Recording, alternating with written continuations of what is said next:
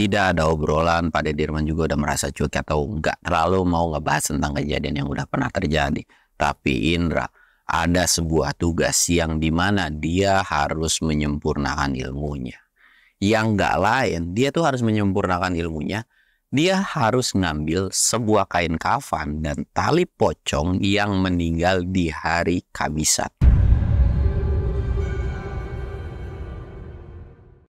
Assalamualaikum warahmatullahi wabarakatuh. Balik lagi di channel Samsul Mister Horror. Dongeng horor gua kali ini, gua bakal nyeritain tentang dukun sakti nih yang bales dendam. Buat kalian yang penasaran dengan ceritanya, kalian wajib tonton video ini sampai habis dan jangan lupa like, comment, subscribe, dan share video gua ke banyak orang. Dan buat kalian yang mau ikutan open trip, kalian bisa kunjungi Instagram gua di bawah sini. Dan buat kalian yang mau lihat video vlog gue juga, kalian bisa lihat di bawah sini.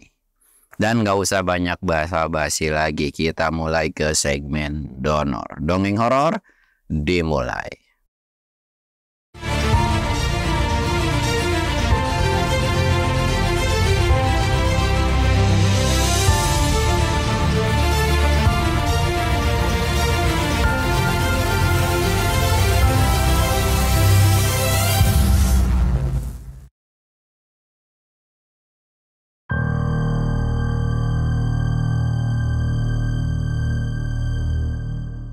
Oke cuy, sebelum masuk ke ceritanya, kita ritual kayak biasa. Kita ngopi-ngopi.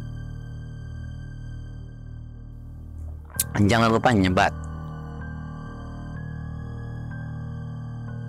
Dan sebelum masuk ke ceritanya, karena ini lagi mau masuk ke Idul Adha, gimana kalian? Ada yang tahun ini berkurban, semoga tidak kurban perasaan ya, tapi berkurban kambing atau sapi gitu. Dan buat kalian yang belum bisa berkurban, semoga tahun berikutnya, tahun-tahun berikutnya lagi kalian bisa ngumpulin untuk berkurban. Tapi ya jangan terlalu memaksakan lah ya. Intinya kalian punya rezeki lebih baru kalian berkurban. Tapi sebelum kurban kalian harus ingat dulu, kalau kalian kan, kalau dalam Islam itu kan suka ada yang namanya akikah ya. Nah kalian harus akikah dulu, jangan langsung tiba-tiba kurban gitu. Kalau akikah kalian udah baru bisa kurban gitu kan ya. Dan gue doain lah semoga kalian semua yang nonton channel gue ini bisa kurban tiap tahunnya, amin. Dan kita akan lanjutin ke ceritanya. Jadi cerita ini kita sebut aja tokoh utama kita namanya Indra. Karena gue seneng banget nih sama yang namanya Indra ini tuh cuy. Mau tokoh apapun itu, satu gampang diingat, kedua ya enak aja gitu manggil namanya. Indra ini seorang anak yang punya privilege. Bokapnya itu kaya raya, walaupun tanpa warisan. Ya memang tipikal orang tuanya atau keluarganya ini itu kaya raya. Indra itu anak pertama. Dia punya sekitaran 3 adik lah pada saat itu. Dan kejadian ini bermula ketika Indra lagi main di rumah kediaman Pak Dirman. Indra ini nggak tahu menau nih tentang kejadian yang ternyata orang tuanya ini itu meninggal, termasuk adik kakaknya ini. Meninggalnya adalah gara-gara setelah diajak makan oleh Pak Detono, itu tiba-tiba langsung kayak pulang ke rumah dan katanya meninggal gitu aja. Sempet Indra ini nggak percaya kan, apakah keluarga gue diracun atau gimana. Dicek dari makanan dan sebagainya, itu tidak ada racun sama sekali. Dan ada sebuah kejadian yang Indra ini feeling bahwa keluarganya adalah disantet. Sempet Indra ini nanya ke beberapa orang ya yang paham dengan ilmu persantetan gitu, bahwa keluarganya ini memang betulan disantet. Karena nggak wajar. Nggak wajarnya itu perutnya itu semua buncit dan ngeluarin bau-bau yang nggak sedap gitu kan. Dan berpikiran bahwa Pak Detono lah yang melakukan ini. Indra itu sebetulnya tahu konflik dalam keluarganya itu apa. Jadi ada sebuah perebutan warisan. Sebetulnya warisan ini bisa dikatakan normal cuy. Semua anaknya itu kebagian rata, nggak ada yang dibedakan. Misalkan ada luas tanahnya 1 hektar ya semua kebagian 1 hektar semua. Tapi entah kenapa orang tua dari Indra ini dapat lahan yang memang dibanding lahan-lahan lainnya itu adalah lahan yang paling subur. yang menimbulkan beberapa konflik pada saat itu.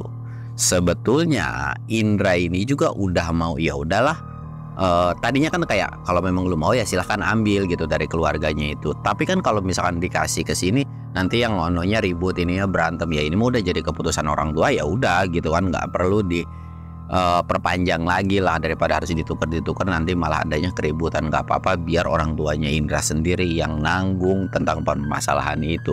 Dan berharap itu semoga nanti kedepannya itu adalah apa ya, bisa dibilang berhenti sendiri lah. Memang dalam sebelum kejadian tersebut di rumah Pak Detono ini, Indra itu tahu bahwa di situ ada satu dukun yang selalu berkunjung ke Pak Detono ini. Entah dengan tujuan apa pada saat itu nggak tahu gitu kan. Jadi wah kayaknya ini memang guna-guna. Di situ pun Indra tidak bisa nyalahin Pak Detono karena tidak ada bukti. Dan dalam hati Indra ini cuman satu, pokoknya gua harus balas dendam. Indra bener-bener terpukul, kalut. Di situ cuman ada Pak Dirman doang yang coba nenangin. Udah Indra, tenang aja, ini namanya juga musibah, udah ya. Lu harus bisa hidup dan lu harus buktiin dan lu harus bisa balas dendam. Pak Dirman ini kayak ngomporin buat Indra ini balas dendam, cuy kan. Di situ pun akhirnya tertanamlah untuk balas dendam. Indra pamitan sama Pak Dirman. Indra ini alasan pengen keluar dari lingkup kampungnya ini dan pergi jauh entah kemana. Indra ini tidak ngasih tahu ke Pak Dirman. Singkat cerita, Indra ini cabutlah dari kampung halamannya setelah kejadian meninggal orang tuanya ini kan, termasuk adik-adiknya itu. Pergi, dan tujuan Indra adalah nyari seorang guru yang bisa ngajarin ilmu kebatinan, ilmu tentang persantetan dan ya ilmu kanuragan kayak begitulah. Akhirnya Indra ini nemulah salah satu orang guru dan dia benar-benar belajar nekunin, dan dalam hatinya cuman balas dendam, dan balas dendam. Karena Indra pun tahu muka dari si dukunnya itu ya udah pasti dialah gitu kan, feelingnya tuh udah pasti dia gitu. Singkat cerita 5 tahun dia berguru di salah satu guru, dia tuh balik lagi lah dan ketemu sama Pak Dirman. Pak Dirman gak banyak tanya, intinya ya udahlah disambut dengan baik gitu kan, udah lu istirahat di sini. Indra ini bilang ke Pak Dirman, Pak De, saya butuh satu rumah, tapi rumahnya kalau bisa di sebuah bukitan yang agak terpencil. Kalau nggak salah Pak Dirman kan punya lahan atau tanah yang di sana pun ada rumah kayak gubuk gitu. Kalau bisa tolong bangunin rumah di sana dan agak diperbagus. Saya pengen di sana. Dan sebagai gantinya rumah orang tua saya itu sebagai gantinya. Ya Pak Dirman sih nggak ada masalah gitu kan. Lagian juga siapa sih yang mau rumah di dalam bukitan gitu kan. Akhirnya ya udah disetujuin. Dan ketika disetujuin ini, tidak ada obrolan. Pak Dirman juga udah merasa cuek atau nggak terlalu mau ngebahas tentang kejadian yang udah pernah terjadi. Tapi Indra ada sebuah tugas yang dimana dia harus menyempurnakan ilmunya. Yang nggak lain, dia tuh harus menyempurnakan ilmunya.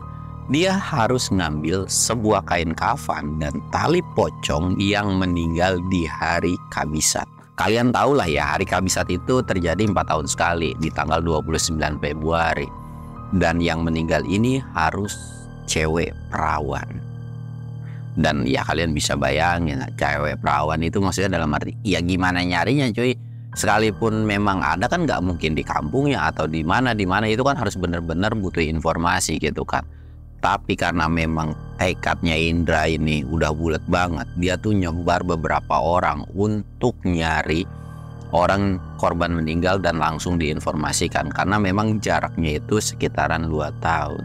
2 tahun lagi setelah Dirman ini balik ke rumah Pak Dirman, tahun Kabisat itu 2 tahun lagi lah. Dan dia pun akan mempersiapkan semuanya untuk balas dendam ke si dukun ini kan. Singkat cerita 2 tahun pun berlalu. Indra ini akhirnya dapat sebuah berita bahwa 1 hari sebelumnya itu ada orang sakit dan itu cewek cuy. Dan katanya itu tuh sudah meninggal atau bisa dibilang akan divonis meninggal lah.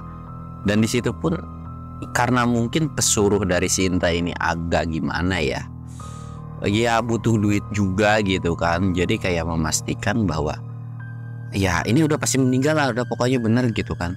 Dan ternyata bener cuy, omongan dari si pesuruhnya ini, gadis perempuan tersebut itu meninggal di hari tahun kabisat dan dikuburin juga pada hari itu cuy. Sebelum dikuburin, Indra ini sempat ngecek pemakamannya. Di situ dia ngeliat, di situ memang ada tukang gali kubur kan.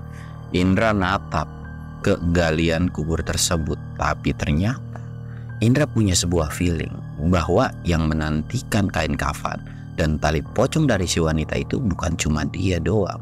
Karena memang dipercaya oleh beberapa orang yang meninggal di tahun kabisat itu spesial, terutama yang meninggalnya itu wanita perawan gitu kan. Indra ini cuma merhatiin kayak selewat-selewat doang, tapi hawa keberadaan mereka itu tetap ada gitu kan. Bahwa yang lain pun lagi nyari juga. Tapi Indra masa bodoh karena Indra ini udah pede dengan ilmunya bahwa dia bisa ngatasin si yang mau ngambil ini. Tapi Indra ini nggak punya tujuan jelek ke orang-orang ini, yang pada intinya nanti dia bakal singkirin sendiri. Terus natapin aja.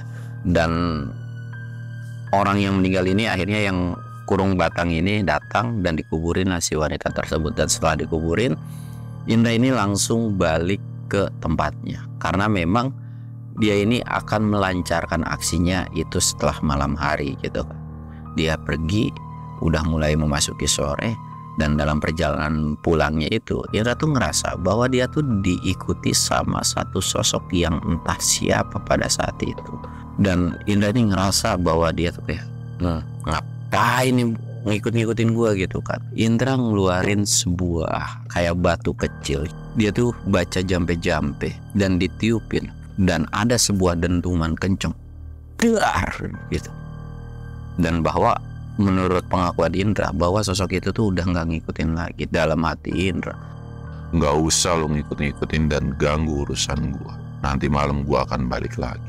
Pergi lagi lah Indra, nyampe ke rumahnya dan udah mulai memasuki malam. Akhirnya Indra balik lagi ke kuburan tersebut.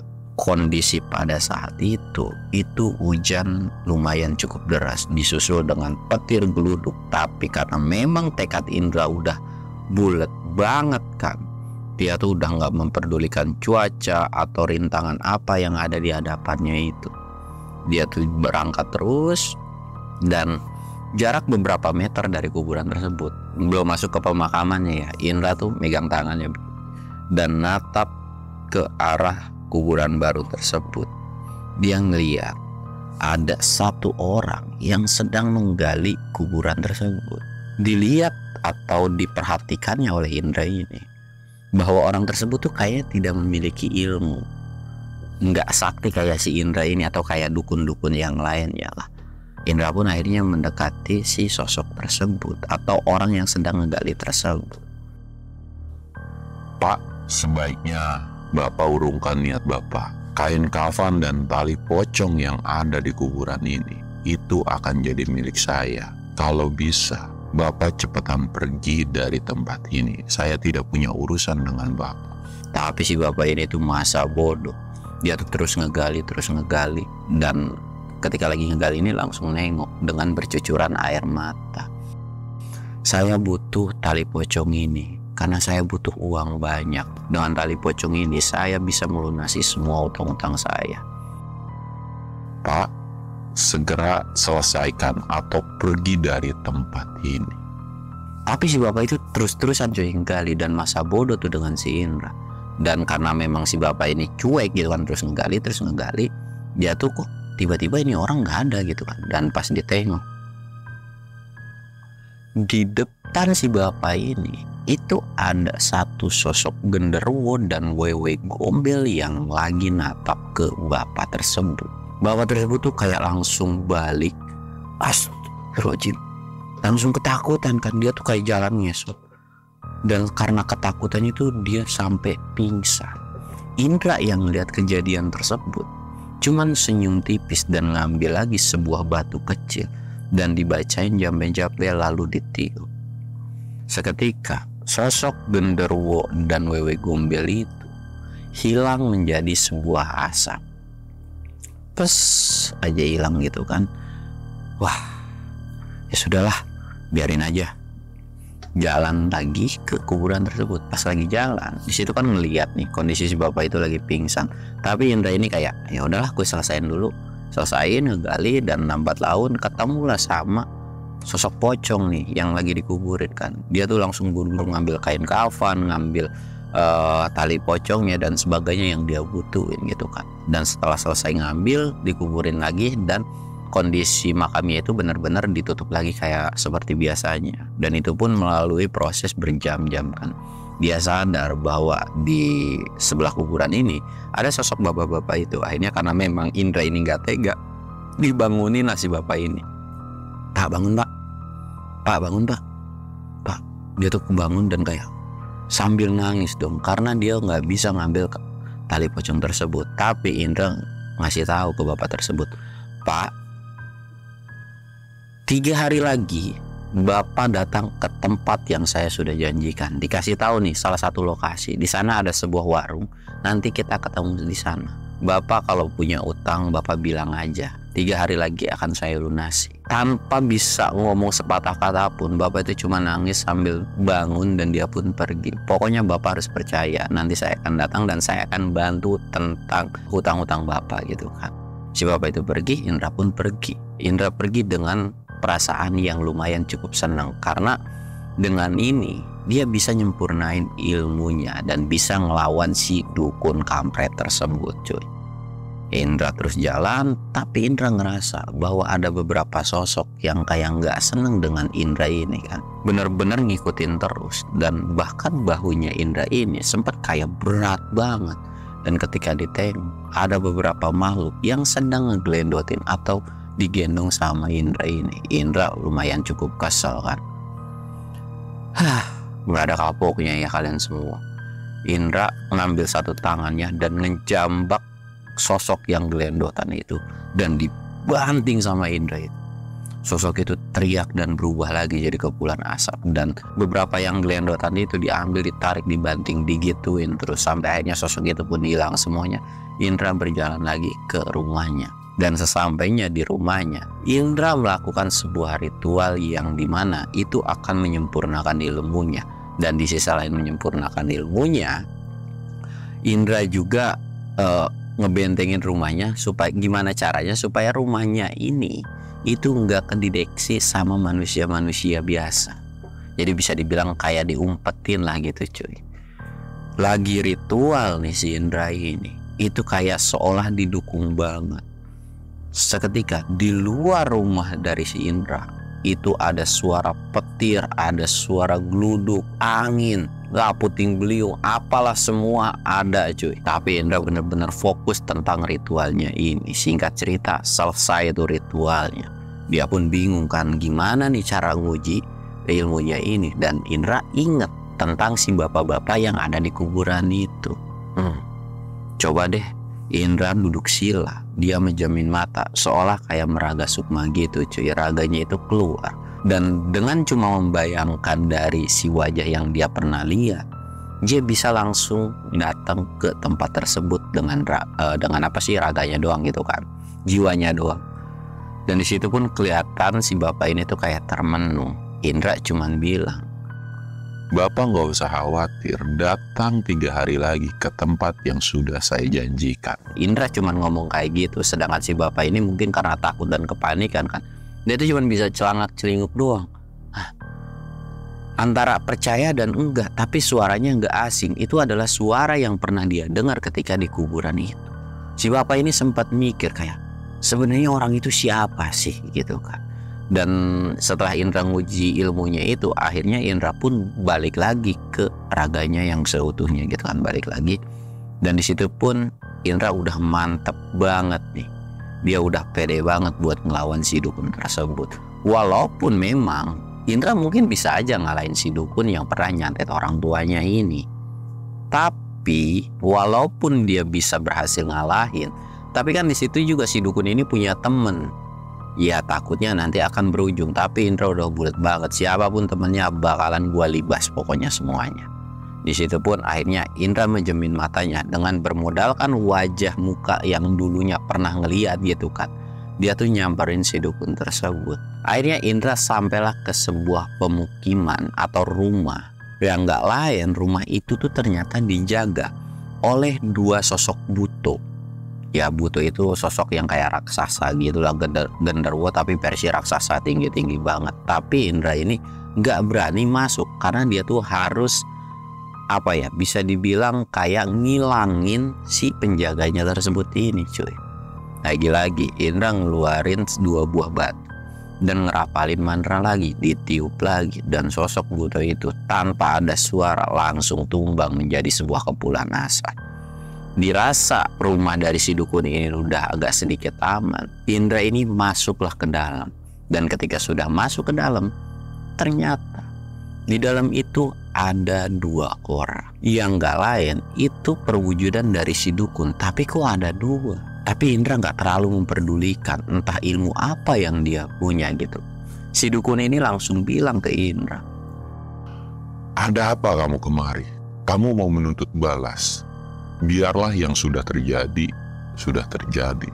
Tidak perlu menuntut balas. Kamu itu masih terlalu muda untuk menghadapi saya.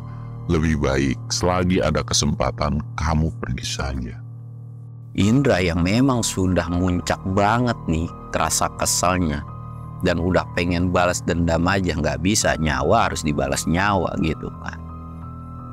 Indra ini cuman ngerapalin mantra yang dimana mantra itu ditujukan untuk si dukun tersebut, tapi si dukun itu cuman ketawa. Mantra seperti ini atau ilmu seperti ini nggak akan mempan kepada saya. Ini sama aja kayak ya lu baru belajar ilmu gitu, tiba-tiba udah mau ngelawan gua yang udah jam terbangnya udah tinggi banget gitu kan. Tapi Indra nggak bener-bener nggak ngomong, dan si dukun ini pun bilang, "Lu udah gua kasih kesempatan tapi lu nggak mau lari. Jangan salahin kalau lu sendiri bakal nyusul keluarga-keluarga lu." Di situ pun Indra ngeluarin jurus pamungkasnya yang dimana sudah disempurnakan. Di situ ada sebuah pertempuran gaib. Pada saat pertempuran gaib tersebut kelihatan bahwa si dukun ini tuh mulai keteteran. Tapi kalau udah keteteran kok dia senyum-senyum aja, dan si dukun ini bilang, "Percuma lu bisa ngalahin gua di sini karena jiwa dan raga gua yang asli itu nggak ada di sini, dan di sini tuh hanya sebuah bayangan." Buset, udah kayak film Naruto cuy, bisa kage bunsin gitu kan, kagak ngerti lagi dah gua pokoknya gitu. Di situ pun Indra nggak terlalu percaya dan ngerasa bahwa satu sosok itu benar nih. Dia tuh ngeluarin jurus pamungkasnya dan seketika dukun itu langsung menjadi sebuah kepulan asap. Push.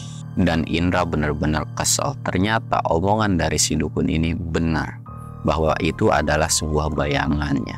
Di situ pun Indra bingung kan harus ngapain. Dia tuh kayak ngeliat dari rumah si dukun tersebut ada beberapa harta yang berharga dan kayak klenik-klenik, kayak ya mungkin pusaka gitu kan, dia ambil, dia rampas. Bahkan di situ ada emas, kepingan emas juga diambil. Dan setelah ngambil dia pergi, dan sebelum pergi rumah si dukun tersebut dibakar sama si Indra ini. Singkat cerita, Indra balik lagi nih ke rumahnya. Dia tuh kayak mikir di mana nih sosok dukun itu kan. Dan dia pun ngeliat hasil penjarahannya itu dan ada sebuah kepingan emas. Ya udah deh, gue bakal jual emas ini dan bakal gue kasihin ke si bapak yang pada saat itu ngebutuhin uang. Singkat cerita, Indra ini ngejual emas dan uangnya itu dikasihin ke si bapak yang ngebutuhin. Sempat Indra ini bilang kalau memang tidak cukup nanti saya 2 hari lagi akan balik lagi ke sini dan akan ngasih sisanya. Dalam hati si bapak ini jauh lebih dari cukup, bahkan lebih banget. Tapi baru mau ngucapin terima kasih dan lebih, tiba-tiba Indra ini udah hilang dengan sekejap mata gitu aja cuy. Benar-benar kayak hilang aja. Bapak ini kayak mikir lagi, siapa sih ini orang gitu kan. Kok bisa-bisanya loh punya ilmu kayak gitu kan. Tapi nggak pikir panjang karena memang dia juga butuh untuk melunasin. Akhirnya dilunasin lah. Dan setelah dilunasin utangnya masih ada sisa. Karena si bapak ini juga ngerasa nggak enak dan ngerasa utangnya juga udah lunas. Dia tuh mau coba untuk ngebalikin uangnya si Indra ini. Dan dia pun bingung kan mau kemana. Tapi ada sebuah bisikan dan ngasih tahu tentang lokasi si Indra ini. Singkat cerita, Si bapak ini tuh ngikutin dari suara tersebut dan sampailah ke rumah si Indra ini. Yang pada saat itu Indra memang ada di sebuah teras lagi memikirkan gimana cara mancing buat keluar si dukun ini, cuy. Di situ pun ketika lagi mikir-mikir sempat ngerasa heran. Lah, kok si bapak itu bisa ke sini? Padahal setahu Indra si bapak itu nggak punya ilmu apapun. Kok bisa dia masuk ke rumah yang sudah dibentengi? Bahkan untuk orang biasa nggak akan bisa ngelihat rumah ini juga. Di situ pun Indra langsung nanya, sebenarnya bapak ini siapa dan punya ilmu apa? Kok bisa masuk ke rumah saya? Bapak ini kayak bingung kan, dia tuh cuma ngasih tahu bahwa dia tuh ada suara bisikan dan itu pun dibantuin untuk ke lokasi ini. Indra itu nanya siapa orangnya, tapi si bapak itu pun bingung karena perwujudan dari si orang tersebut nggak kelihatan, hanya sebatas suara. Kirain itu adalah suara Bang Indra. Dia bilang, hah? Suara saya? Nggak mungkin lah saya ngasih tahu rumah saya gitu kan. Dan ada apa, perlu apa gitu kan datang ke sini. Si bapak ini bilang, saya mau ngembaliin uang yang kelebihan. Di situ pun Indra cuma senyum, nggak apa-apa. Kalau memang lebih, ambil aja untuk biaya kehidupan sehari-hari. Di situ tidak ada obrolan yang nggak ada obrolan yang penting-penting banget sih. Dan singkat cerita si bapak ini pun pamitan dan ngucapin terima kasih. Tapi si bapak itu bilang kalau memang suatu saat butuh bantuan datang aja ke rumah saya. Insya Allah apapun itu pasti saya akan coba bantu. Indra pun cuma senyum dan nganterin ke bagian perbatasan yang memang sudah dipagerin gitu kan. Udah pergi tuh si bapak itu, Indra sempat mikir siapa yang ngasih tahu. Di situ pun ada sebuah bisikan atau suara. Indra, balas dendam kamu harus segera diselesaikan. Jangan kamu lakuin balas dendam tersebut karena tidak baik. Indra sempat nengok kiri dan kanan dan dia sampai teriak, siapa itu? Siapa? Lagi-lagi suara itu cuma nyuruh Indra untuk tidak melakukan balas dendam. Bener-bener dicari sumber suara itu tapi nggak ada. Indra bingung dah. Karena memang pikirannya tuh antara balas dendam. Dia pun kayak ngerasa jenuh dan muak banget. Akhirnya Indra ini coba untuk istirahat dan tidur. Dalam istirahatnya dia bermimpi. Dan mimpinya itu seolah seperti nyata. Suara yang melarang Indra untuk balas dendam ternyata adalah suara dari almarhum ayahnya. Ayahnya itu bilang, Indra, kamu nggak boleh balas dendam. Ini bukan soal santet. Tapi ini memang sudah jadi kehendak Tuhan, yang dimana ini emang udah umur kita semua aja. Jadi kamu gak perlu nyalahin siapa. Udah ya nak, kamu balik lagi ke jalan yang benar. Dan seketika sosok bapaknya ini itu hilang. Dan Indra kebangun. Dalam bangun tidurnya ini Indra ngedengar suara riuh dan gaduh di luar rumahnya. Indra pun langsung bergegas keluar rumahnya. Ternyata Indra ngeliat si dukun itu datang nyamperin rumah Indra. Dukun itu datang nyamperin gara-gara rumah si dukun ini dianjurin sama si Indra. Tapi dukun ini bukan sendiri, melainkan bawa bala bantuan. Bahkan penunggu dari rumah Indra pun udah ditumbangin sama si dukun ini. Karena pasukan dari si dukun ini benar-benar banyak banget. Perwujudannya juga benar-benar nyeremin banget. Indra udah sangat pede. Di situ pun dia cuman bisa megang pinggang dan sambil natap ke dukun tersebut. Indra belum bisa ngelakuin apa-apa. Tiba-tiba ada sebuah serangan gaib ke badan si Indra ini cuy, yang agak sedikit terdorong. Untungnya Indra ini udah nyempurnain ilmunya, jadi nggak terlalu gimana-gimana ke badannya ini cuy. Indra udah mulai kesel dan murka. Di situ ada pertempuran gaib lagi dan Indra yakin bahwa dukunnya ini nyata. Bukan seperti yang sebelumnya kayak cuman raga jiwanya doang gitu kan. Dan singkat cerita, dukun ini pun sampai akhirnya tumbang, tapi dalam kondisi masih hidup ya. Dan kondisi ketika masih hidup ini, dukun ini tuh kayak nggak bisa gerak sama sekali, kayak dia mematung aja gitu cuy. Indra ini nyamperin dan cuma nanya, siapa yang nyuruh lu buat ngelakuin nyantet atau keluarga gua gitu kan. Si dukun ini masih bungkam, justru ketawa. Percuma, kalau lu mau ngebunuh gua juga, lu gak akan pernah tahu kan siapa yang udah nyuruh gua. Dan lagian juga akan ada penuntutan balas lain atau balas dendam lain dari dukun-dukun sebelumnya. Tapi Indra tuh masa bodoh. Ya sudah, kalau lu nggak mau ngasih tahu, gue bisa pastiin dalam 1 minggu lu bakal meninggal. Dan dalam 1 hari itu lu bakal ngerasain sakit yang terus-terusan sama sampai akhirnya lu meninggal. Di situ pun Indra coba buat pergi dari ke lokasi si dukun ini kan. Tapi si dukun itu kayak udah melas-melas dan nangis. Dia tuh kayak bilang, ya udah ya gue kasih tahu. Dan Indra ini ngedeketin si dukun tersebut dan dilepasin lah. Bisa dibilang dilepasin itu tiba-tiba bisa gerah gitu kan. Si dukun ini ngasih tahu bahwa yang ngelakuin santet itu bukan Pade Tono, melainkan Pade Dirman sendiri. Dijelaskanlah sama si dukun ini tentang skenario Pade Dirman yang mau nyantet dari si keluarganya itu. Di situ pun kayak ngadu dombain gimana caranya semua tuh kena akibatnya, yang suatu saat nanti akan berakhir cuman Pade Dirman yang nguasain semua hartanya. Dan di situ pun Indra bener-bener kesel dan mengkel banget dong. Dia tuh kayak pengen buru-buru ke rumah Pade Dirman. Tapi si dukun itu bilang, percuma, lu nggak akan bisa nemuin Pade Dirman lagi. Indra sempat heran, loh kok kenapa?